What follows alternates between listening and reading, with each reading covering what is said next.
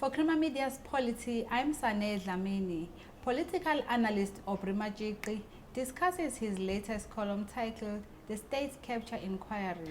Why do you say that by the time former President Jacob Zuma left the stage, corruption had become systemic? Well, if media reports are anything to go by, if reports from the Auditor General, reports from the Public Protector and other institutions are anything to go by, I don't think we can argue that at the time of former President Jacob Zuma's departure, corruption was endemic in this country. I think it had become systemic, meaning it had become the dominant culture in the state. But I think it is becoming endemic in the private sector too, in the interface between the private sector and the state, or players in the state.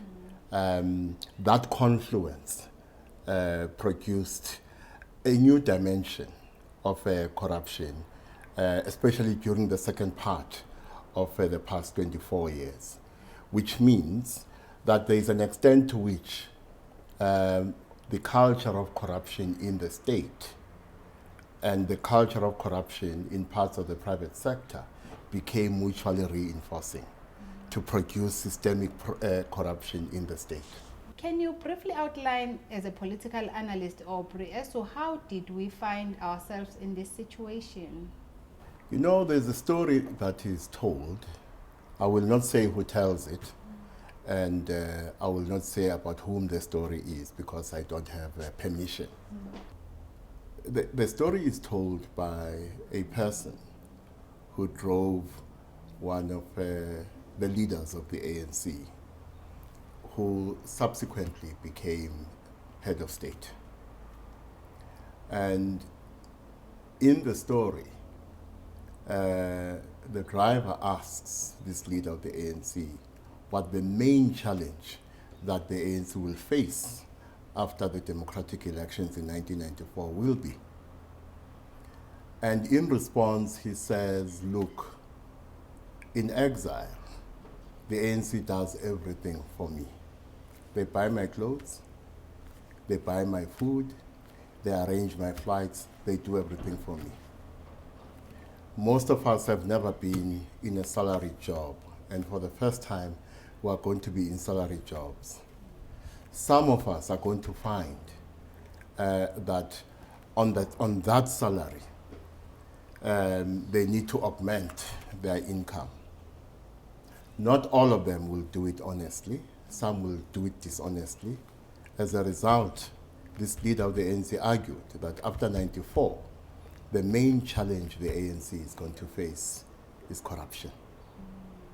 Now, of course, another way of looking at it is that if you go back to 94, at the time of the advent of our democracy, you see a change in the relationship between the ANC and state power, which means access to political power through the ANC is no longer an end in itself, but has become the means towards the achievement of other ends, particularly narrow economic ends.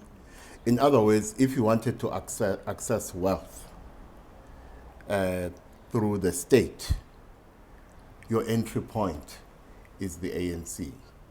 So the ANC became the means to that end, the end of accessing state resources, wealth, and so on. And of course, that corrupted the values and principles of the party. You saw deviations on the part of many, including the leadership of the ANC, from what were the principles and values of the ANC. And it is this change which has informed the culture of corruption which developed within the state.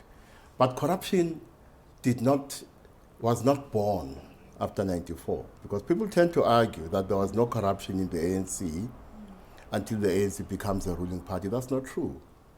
Corruption was there even when the ANC was in exile and underground. In fact, in exile, there was competition and even conflict for resources that were coming from donor countries, for example.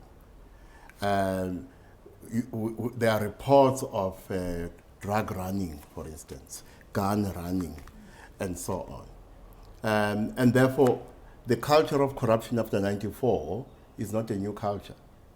What is different about it is that it is amplified by the fact that these comrades now have access to state resources.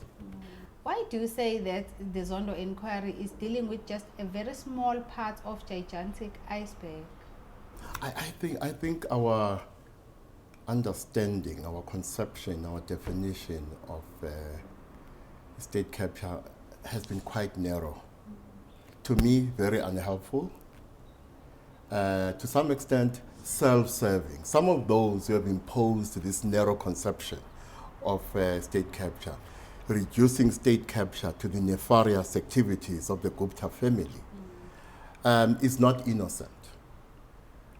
Some of it is self-serving to the extent that the state capture discourse is part of a battle for mind share, which battle for mind share is part of a broader political battle inside and outside the ANC. Now, first of all, the state is almost always captured, almost always. When it is not captured, it is because there is a stalemate between the forces that are trying to capture it. So my argument is that since 1994, there has never been a time when the post-apartheid state has not been captured. What we can quibble about is the nature of the forces which at different times between 1994 and now have captured the state and the ends to which they have captured the state. Now, of course, the most sophisticated way in which you capture the state is not through tender manipulation. It's the manipulation of the content of public policy in a way that makes you profit. So you can make billions of rands simply by manipulating the content of policy. And one of the ways in which you do that is to make sure that those who are deployed in the state, who are in the ruling party, identify with your interests. An example, if you have as many ANC leaders in the boards of corporations as possible, they begin to buy into your logic. The interests of these corporations become their interests. When, for instance, a policy issue such as nationalization of the key sectors of the economy comes up, an ANC leader who sits on boards is not going to support that. Because not only is it not in the interest of the corporation, but it is also not in his personal interests. What would you say to those who might argue that you are also agreeing with what Jacob Zuma recently said? Well, because my mother raised me very well, I'm not going to say it's a stupid argument. But people do tend to do that in their lack of nuance and in their attempt at imposing a canon of rational opinion. When you don't buy into their narrative, they will accuse you of being supportive not only of Jacob Zuma, but of being supportive of corruption. And they do this in this attempt to impose a canon of rational opinion by suggesting that the battle over state capture is a battle between the good guys and the bad guys. And therefore, those we like are the good guys, and those we don't like are the bad guys. And the good guys are not fallible. They are infallible, you know. And I will keep on saying this until I have no reason to say it, that the battle over state capture that we have seen is a battle between angels with horns and devils with halos. And what these angels with horns and devils with halos have in common is a God complex. You also remind us about the fact that the ANC faced similar tensions in exile and underground, but one could argue that it was able to self-correct. What is wrong now? You know, remember that the ANC is many things. The ANC is a liberation movement, it's an organization, it's an institution. It is also an idea. It is also a myth. And sometimes we tap into the myth and we try to pretend the myth is reality. So there are many mythical accounts of what the ANC was or is at the moment. And these mythical accounts have a religious character, in my view, because they suggest, for instance, that to the extent that some members of the ANC were sinful, this party had this automatic capacity to self-correct. It is not because of the agency of ordinary ANC members and their leaders that it corrects the mistakes of its members. It's because it has this capacity to self-correct, which is a mistake similar to a mistake many of us have made in the past, of assuming that the liberation movement will always act in the interests of ordinary people. And when it doesn't, we are surprised or even devastated. These organizations are populated by people.